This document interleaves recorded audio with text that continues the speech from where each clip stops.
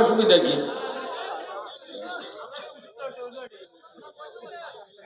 যত নিকটে আসবেন তত বক্তৃতার তাসির হবে।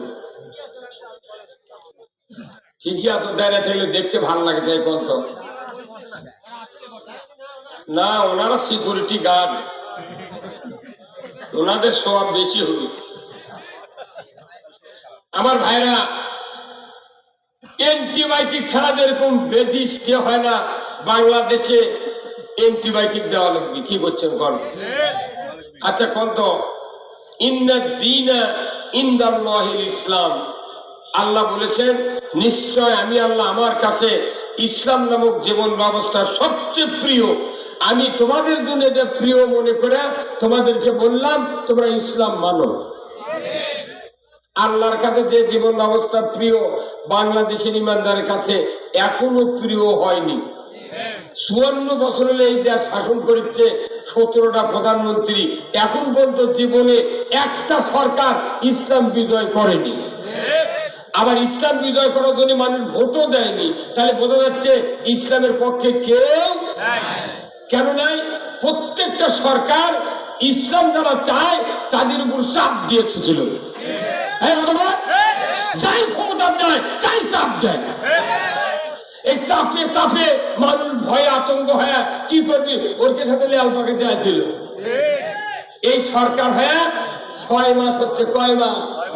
6 মাসের মধ্যে কোন চাপ নাই, বিরোধিতা নাই, জেল নাই, জুলুম নাই, মারামারি নাই, হানাহানি নাই, গুতাগুতি নাই, মনে মনে অনেক হিংসা আছে। হ্যাঁ বলবেন, খালি সরকারের চাপ না থাকার কারণে 6 মাসের মধ্যে বাংলাদেশ খালি মনে লাফাচ্ছে। যদি 5 বছর খালি ফ্রি থাকে তাহলে বোঝা যায় সরকারের চাপে বাংলাদেশে ইসলাম দাবিয়ে থাকে। এই যে কারেন্টের তারের নিচ দেয়া 11,000 ভোল্টেজের তারের নিচ দেয়া ইউক্যালিপটাসে গাছ লাগান নাই, ওই বাড়িওয়ালা জানে না যে কারেন্টের লাইন হবে। হুট করে মাপ দিয়ে উড়ে চলে গেছে, গরিব মানুষের খোলার উপর দিয়ে গেছে, গাছ লেগে থাকে। খালি জুন মাস পড়তি হাঁসলি আসে। কথা বলে রে, পল্লী বিদ্যুতের লোকেরা হাঁসলি আছে, তারের নিচে থেকে কাটিয়ে দিতে দিতে খালি বোঁদের লাগান হয়ে আছে, মাথা কিছু নেই। এই দীর্ঘদিন হলে ইসলাম বিজয়ের পক্ষের লোকদেরকে মাথা কাটিয়া কেটে খালি গোস খাড়া করে তুলছিল, কিন্তু গোস খাড়া করে থুয়ার এখন এসে যখনই মাথা কাটার চাপ চলে গেছে, এখন ফেনা মারাছে। এই ফেনা আর কাটার যাতে কেউ সাহস না পায়, এই জন্য আমাদেরকে কাজ করতে হবে। রাজি আছেন? কারা কারা আল্লাহকে দুহাত তুলে দেখান, লিল্লাহি তাকবীর, নারায়ে তাকবীর, নামান হাত। আসুন, এখন আল্লাহ তাআলা কোরআনে বলছেন কি, কুল হাবিতু মিনহা জামিআ ফাইম্মা ইয়াতিয়ান্নাকুম মিন্নি হুদান ফামান তাবিআ হুদায়া ফালা খাউফুন আলাইহিম ওয়ালা হুম ইয়াহজানুন। আল্লাহ নিজে বলছেন, আদম বংশধর পৃথিবীতে নেমে যাও। সুবহানাল্লাহ। তাহলে পৃথিবীতে নেমে যাও মানে কি? আমরা কোথায় ছিলাম? আলমে আরওয়ায়, রূহের জগতে। যেহেতু বাপ আছে, বেটাকেও ওটি দেওয়া লাগবে। তো বাপ যেটি, বেটারা সেটি। আল্লাহ বললেন, আদম বংশধর পৃথিবীর জমিনে নেমে যাও, মিন্নি হুদান, আমার তরফ থেকে যে হাদায়াত বাণী যাবে, ফামান তাবিয়া, ইতাআত যদি করতে পারো, ফালা খাউফুন, তোমাদের জন্য কোনো ভয় নাই, ওয়ালা হুম ইয়াহজানুন, তোমাদের জন্য কোনো দুশ্চিন্তার কারণ নাই। আল্লাহ বলছেন, কোরআনের আনুগত্য করলে ভয় নাই, চিন্তা নাই। কার কথা বিশ্বাস হয়? তাহলে লটারি চলল কে? জয়পুর হাতে রাত জাগবার লটারি বগুড়া চলল কে? এই বগুড়া জেলার 11টা থানা, কত কি কয়টা থানা?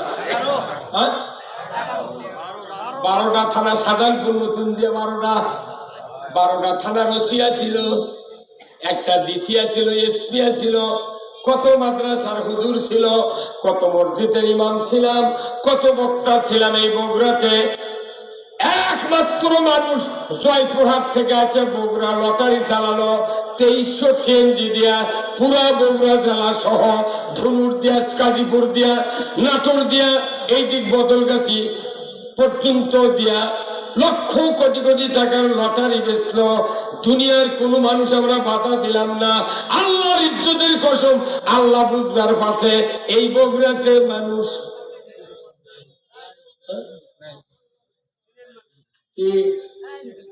লটারি হারাম না হালাল? আল্লাহ কোরআনে বলছেন ইন্নামাল খামরু ওয়াল মাইসিরু ওয়াল আনসাবু ওয়াল আযলামু রিজসুম মিন আমালি শায়াতিন ফাস্তানিবুহু লাআল্লাকুম তুফলিহুন। নিশ্চয় মদ, জুয়া, লটারি, অমুসলিমের জন্য মূর্তি পূজা করা যায়, কিন্তু মুসলমানের কি যায়? এইগুলি হারাম, এগুলি শয়তানের কাজ। আল্লাহ বলেছেন এর থেকে যদি পরেজ থাকো তোমরা সফল কাম হবে।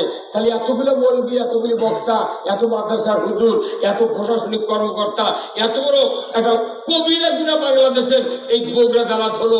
গত কয়েক বছর আগে একটা লোক মিছিল করলো না? দৈনিক রাত 8টার সময় আবার কত কি ওইটা টেলিভিশনের দেখা যায় লটারি। আবার 20 টাকা দিয়ে R15 হুন্ডা পাশে আবার হুজুর করে দাওয়াত দিচ্ছে।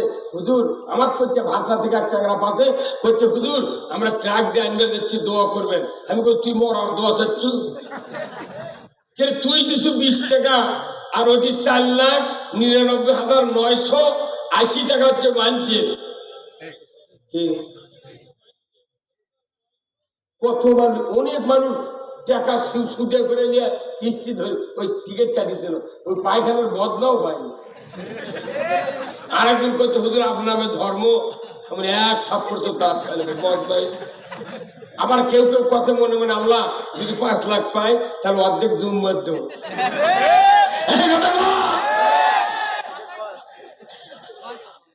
আল্লাহ রে, লটারি আল্লাহ হারাম করছে, সেই লটারি দেশ চলে। তারিখের বিরোধিতা নাই, বাধা নাই, খালি কোরআনের আইনের কথা বলি বাধা। যে সে কথা বলা যাবে না। কি বলা যাবে? তুই দেখে দেখে কয়া দে, আমার ছেলে শুনে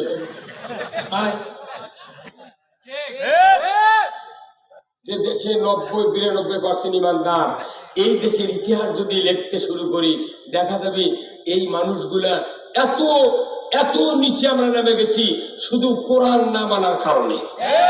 মাথার টুপি আছে, জুব্বা আছে, দাড়ি আছে, ইমান আছে, সব ভালো, খালি আমরা একটা ফাঁক বার করে ওটা আল্লাহর আইন কায়েম করলে এই দেয়া সবই জান না। তুমি রাজনীতি করো করো, আমার আপত্তি নেই, কিন্তু ইসলাম বিজয় করতে হবে, ইমানদারের উপর দায়িত্ব আল্লাহ তাআলা দিয়েছে। এই দেখেন আপনার নাম কি? গোলাম আজম। আপনার নাম? জাহিদ হুজুরের নাম আব্দুল হান্নান। আর আপনার নাম কি? সেকেন্দার। এই 4 জন ভাই, এনাদের হচ্ছে আমার সয় কি হবে। এখন উনি গেছে ডাক্তারের কাছে, উনি কথা আমার সাথে ওষুধ দেন, তো ডাক্তার কত ফেলা দিল খান, ইনি কথা আমার সাথে ওষুধ দেন, এনাক দিতে ফিল্মে। হান্নান হুজুর গেছে আমার সাথে ওষুধ দেন, এনাক কথা অ্যামোডিস খান। ইনি গেছেন, ইনাক কথা আপনি নীলিগ্রাম খান। 4টাই কোন 4 কোম্পানির ওষুধ, নামও 4টা ভেলো, কিন্তু এই 4টাই কোন আমার শহরের ওষুধ। কারণ কি? এই 4 ট্যাবলেটের মধ্যে একটা গ্রুপ ঢুকান আছে, তার নাম হলো মেট্রোনিডাজল। মেট্রোনিডাজল গ্রুপের কাজ হলো আমার সবাই ভালো করা, যে কোম্পানির হোক, যে নামেরই হোক, গ্রুপ যে আসল গ্রুপ। কথা বলে গা, তাহলে গ্রুপ দিয়ে চিকিৎসা করা লাগে। তাহলে আমার বাংলাদেশে 242টা দল আছে, আওয়ামী লীগের থেকে শুরু করে এলডিপি পর্যন্ত। গণ অধিকার, নূরের গণ অধিকার পর্যন্ত, এর মধ্যে যত দল আছে সব দল 242টা, প্রত্যেকটা দলে লক্ষ লক্ষ ইমানদার আছে। তাহলে যেরকম 4 জন 4 ট্যাবলেট 4 রকমের দিল, গুরু হলো মাত্র নিরাদল একটা। আর বাংলাদেশে যতগুলো ইমানদার আছে রাজনীতির ময়দানে, প্রত্যেকটা ইমানদার একত্র করলে গ্রুপের নাম হয় মুমিন গ্রুপ। কি গ্রুপ? এরা হচ্ছে মুমিন গ্রুপ, আর এনারা হচ্ছে মেট্রো নিরাদল গ্রুপ। মেট্রো নিরাদল গ্রুপের দায়িত্ব হলো আমার সবাই ভালো করা, আর মুমিন গ্রুপের দায়িত্ব হলো ইসলাম বিজয় করা। তা আপনি যদি ইসলাম বিজয় না চান, তাহলে আপনি তো মুমিন গ্রুপ নাই। ওই গ্রুপ কোনটার সেটাকে আল্লাহ দেখেনি? আল্লাহ যে কোল দেওয়ার খবর জানে। আর ওই মিছিল করেছে, মিটিং করেছে, কোনটি কি তালবাজি করছে আল্লাহ দেখে পাচ্ছে না নাকি? গরু হাঁস চেনে, গরু মালিক চেনে, হাঁস মালিক চেনে, কতক্ষণ টাকা? আপনার বাড়ি 3টে বেটার বউ আছে, প্রতিদিন যে বেটার বউ হাঁস পালিছে ওই দৈনিক হাঁসের খরা ছেড়ে দেয়, গামলাত করে ভাত লিয়া দেয়, গুড়ে লিয়া হাঁসক দেয়। ওই লোকটা সেই দিন আর গুঁড়ো লিয়া দেয়নি, ভাতও লিয়া দেয়নি, খালি গামলা লিয়ে ঘুরিচ্ছে।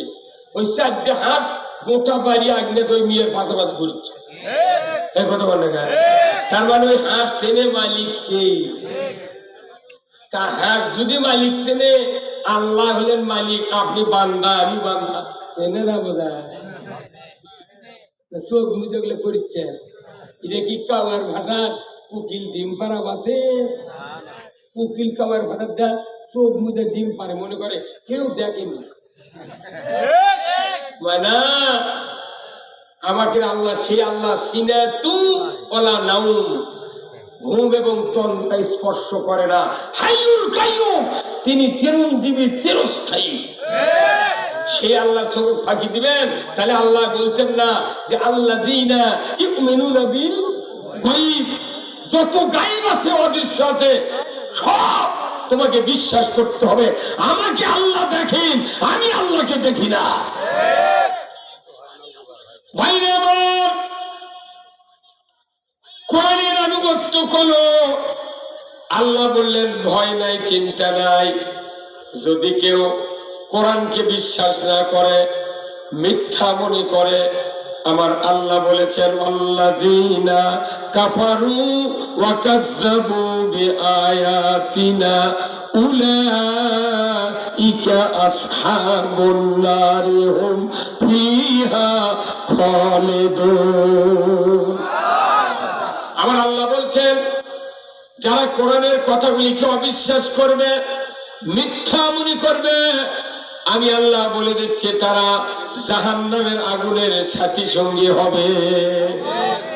তাহলে বলুন তো, এই দুটো আয়াত যদি বাংলাদেশের তামাম ইমানদাররা যদি বুঝতে পারতাম, পৃথিবীর সমস্ত মানুষ যদি এই দুটো আয়াত বুঝতে পারতাম, পুরা কোরআন বোঝা সহজ হয়ে যেত। কিন্তু বুঝে ঠিক স্বীকার করে না।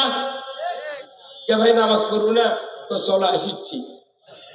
কি বদমাইশ বারে, আসলে নামাজ পড়ে যাচ্ছে একজন, হুজুর ভাই চলেন রে, ক্যারাম খেলিচ্ছেন, নামাজ পড়ে চলেন, কত চলেন আসিচ্ছি। ওই নামাজ পড়ে মাগরিব হয়ে গেছে, তাও লড়েনি।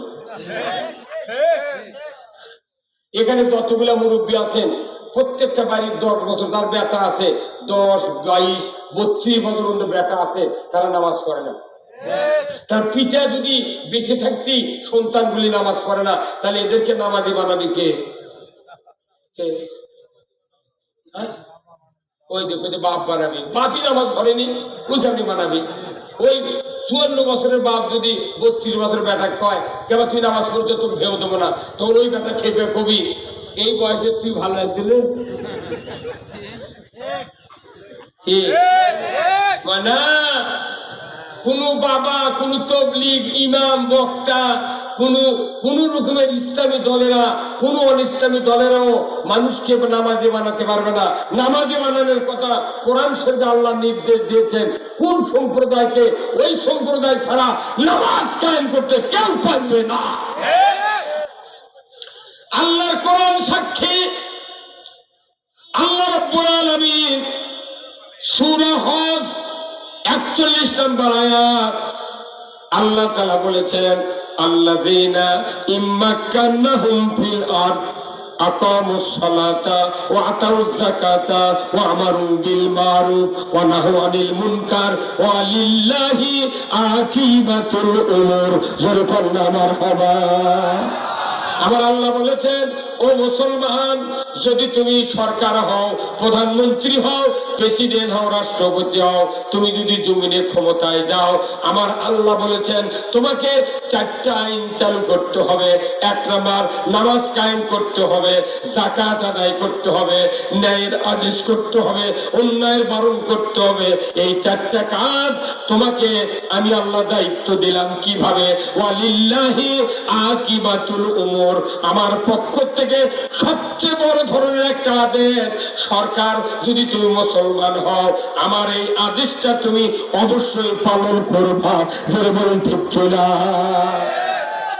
আল্লাহ তাবলীগও কয়নি, বাপ মাও কয়নি, কোন বক্তা কয়নি, ইমামও কয়নি, দুনিয়ার কোন মানুষকে বলে নাই।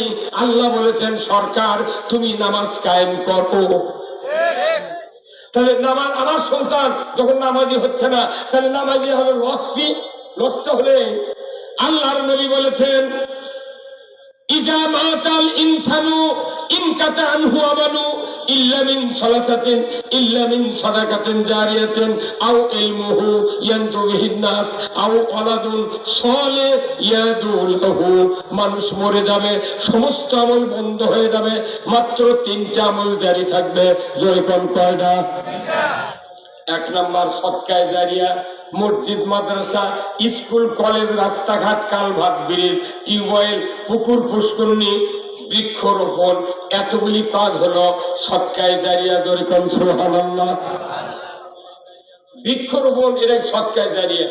এখন কারো হয়তো জায়গার কাছে গাছ লাগাছে এক লোক, রাত্রে যায় পরের ওই গাছের জায়গা আলমানি প্রত্যেকটা গাছের আগা ভেঙে দিচ্ছে। সকালে মালিক দেখতে দেখে গাছের মাথা ভাঙ্গা, তখন ওই গালে চারা সব কি পয়মাল করলো রে, কোন বদমাইশ মানে যাই ভাঙ্গা দিচ্ছে উনিও ঠিক আছে, যা উনিও করতে তাই মানে ভাঙলো কি? আরে সদকায়ে জারিয়া গাছ, আল্লাহ রাসূল বলছেন একটা বৃক্ষ যদি কেউ লাগায়, 10টা পাখি যদি বিশ্রাম নেয় ওই গাছের ছায়ায় বসে, ডালে বসে, আল্লাহ তাআলা তার আমলনামায় সওয়াব লিখে দিবে। আল্লাহু আকবার। বৃক্ষ তোর কি অপরাধ করছে তাহলে কিন্তু মাথা ভাঙলো তখন? তাহলে এগুলো সদকায়ে জারিয়া। তারপরে 2 নাম্বার হলো এলেম। এই যে যত বক্তৃতা শোনেন মসজিদে, মাদ্রাসা, সবার এই বক্তৃতাগুলো যায় আপনার স্ত্রী বলা লাগবে। কাক বলা লাগবে? স্ত্রী বললে কি হবে? সকালবেলা আপনার স্ত্রী গোল বানাবের দা, কাজ করবার দা, থাল মাছবার দা, বেটার বউ, শাশুড়ি, আশেপাশের ভাবি, যত দাদি আছে ওর কইবারে ছোলের বাপ সেদিনকে শুনিয়াছে আমাকে এগুলো কষে। আপনার স্ত্রী যদি 20 জন মহিলা বলতে পারে, ওই 20 জন আবার 20 কুড়ি কত হয়? 400। এই 400 জন বললো, তাহলে ওই 400 জন আবার 4000 লোক বললো।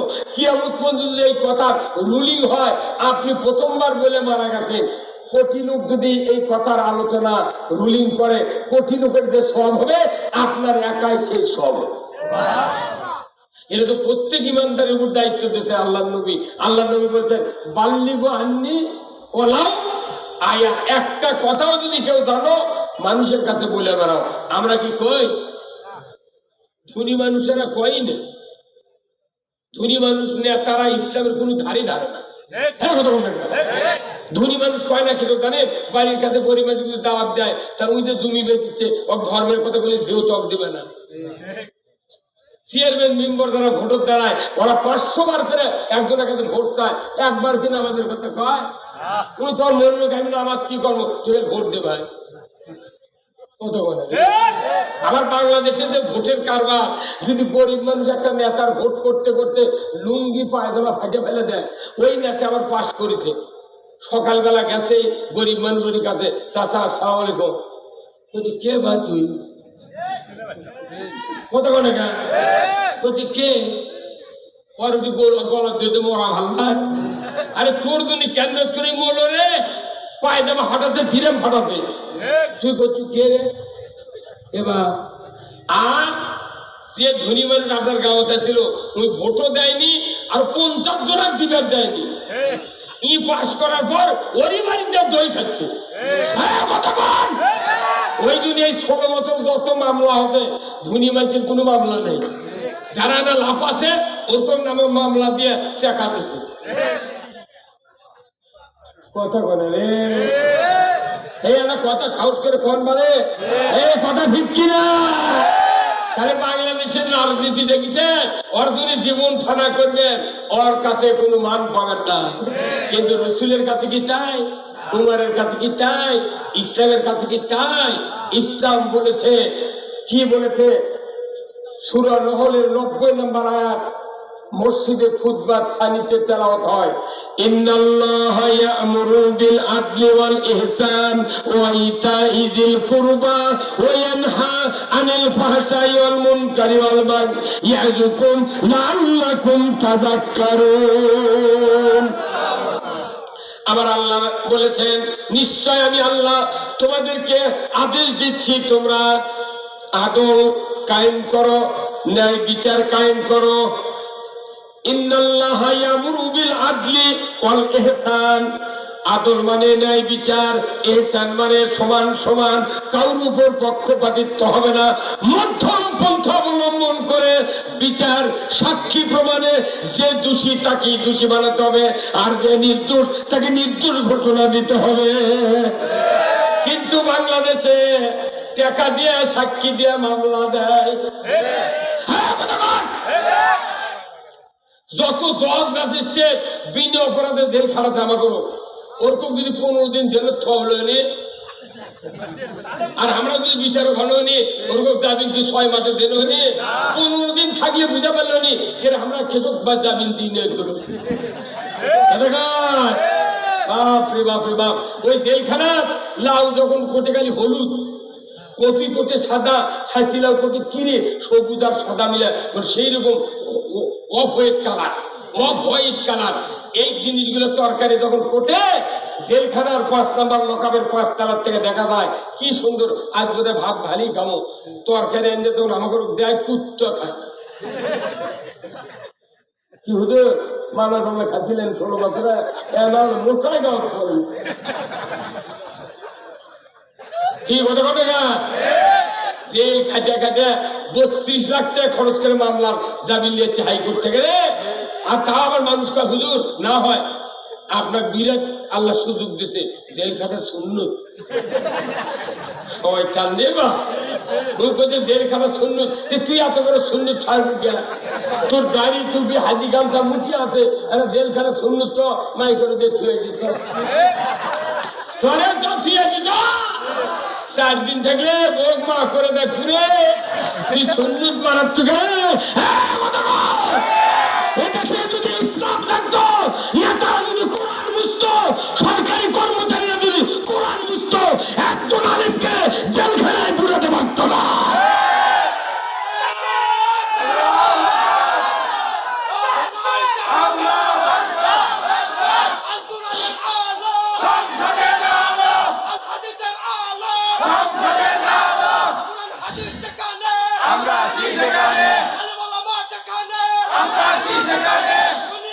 প্রিয় দর্শক,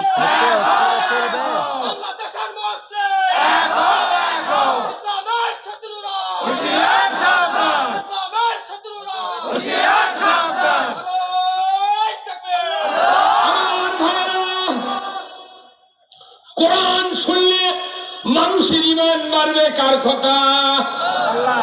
আল্লাহ কোরআনে বলছেন, ইন্নামাল মুমিনুনা আল্লাযীনা ইযা যুকিরাল্লাহ ওয়াজিলাত কুলুবুহুম ওয়া ইযা তুলিয়াত আলাইহিম আয়াতুহু জাদাতহুম ঈমানা ওয়া আলা রাব্বিহিম ইয়াতাওয়াক্কালুন।